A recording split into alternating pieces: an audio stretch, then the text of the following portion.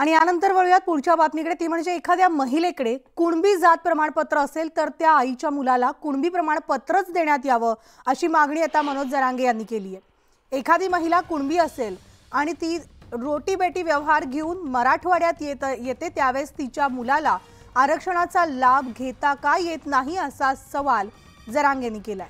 त्यांच्या या मागणीवरून नव्या चर्चेला आता तोंड फुटलंय। नेमकं जरांगेंच्या या मागणीवर राज्यभरातील जनतेला काय वाटतं हे जाणून घेण्याचा आम्ही प्रयत्न केलाय।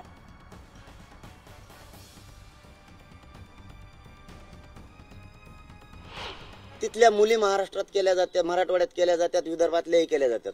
तिथं तिच्याकडे कुणबी प्रमाणपत्र आहे आणि ती ज्यावेळेस इकडे येते रोटी बिटी व्यवहार होऊन मराठवाड्यात, त्यावेळेस तिच्याच लेकराला तिला असणाऱ्या आरक्षणाचा लाभ घेता येत नाही।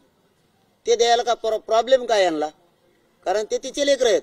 कोणचं नातं जोडायला निघालात मग तुम्ही? बरोबर आहे, जात आईची जशी वडिलांची जात एक्सेप्ट केली जाते आणि त्याला पुढचे सगळं हे होतं, तसं आईची झाली पाहिजे। आईवरनं मुलाची जात ठरवावी हे एकदम बरोबर आहे ना। त्यासाठी काही तुम्हाला कायद्याची गरज नाही आणि याची पण गरज नाही। मुलं हे तर त्यावरनं सरळ कळतं कोणती जात आहे त्याची। आता नागपूरमधील विधिमंडळाच्या हिवाळी अधिवेशनात मराठा आरक्षणाचा मुद्दा चांगलाच गाजला। मुख्यमंत्री एकनाथ शिंदे यांनी मराठा आरक्षणावर निवेदन सादर करत आरक्षणाबाबत सरकार सकारात्मक असल्याचं म्हटलंय। तसंच आरक्षणासाठी फेब्रुवारी महिन्यात विशेष अधिवेशन घेण्याची घोषणा केली आहे। मुंबईमध्ये हे विशेष अधिवेशन होणार आहे 26 ते 29 फेब्रुवारी दरम्यान आणि विशेष अधिवेशन होणार अशी माहिती सूत्रांनी न्यूज 18 लोकमतला दिली आहे।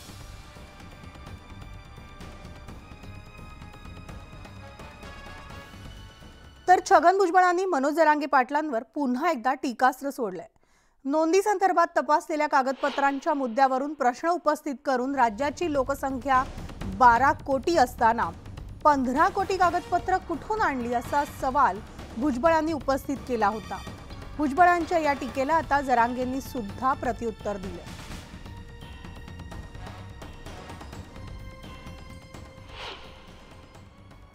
त्याला काय कळत? त्याला नाही गणित येत, मला नाही माहित। म्हणा जाय तिकडे बघ, तू उद्योग एखादा गणित मास्तर बघ, जाय म्हणा तिकडे ना अभ्यास कर रातभर, जाऊन तिकडे त्याला काय उत्तर द्यायचं? त्याला काय महत्व राहिलो? कसलं माणूस आहे कोण राहू दे, काय डोकाला येतं मीच सापडतो का त्याला? मग परत ते महाजन साहेब म्हणतात बोलू नको, महाजन साहेब याला गोळ्या द्या बरं टायमाला, हे माझ्या डोक्याला ताण देतं मग हे होतं। मला काय आले तू रे, जाऊन तिकडे मला नाही उत्तर द्यायचं त्याला।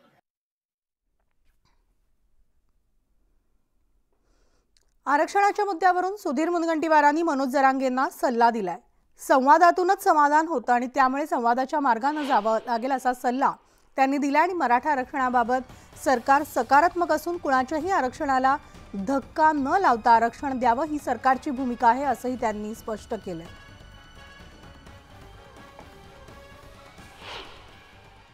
ते त्यांच्या भूमिकेत आहे, सरकार त्यांना आरक्षण देण्याच्या भूमिकेत आहे।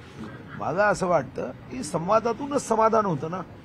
शेवटी संवाद करत आपल्याला समाधानाच्या मार्गाने जावं लागेल। प्रश्न एवढाच आहे की ओबीसी आरक्षणामध्ये कुणबी नसताना इतरांना द्यायचं का? तर याबद्दल माननीय मुख्यमंत्र्यांनी सुद्धा विधानसभेत स्पष्ट सांगितलं की त्यांनाही न्याय दिला पाहिजे आणि त्यांना न्याय देण्यासाठीच आम्ही काम करतो आहे।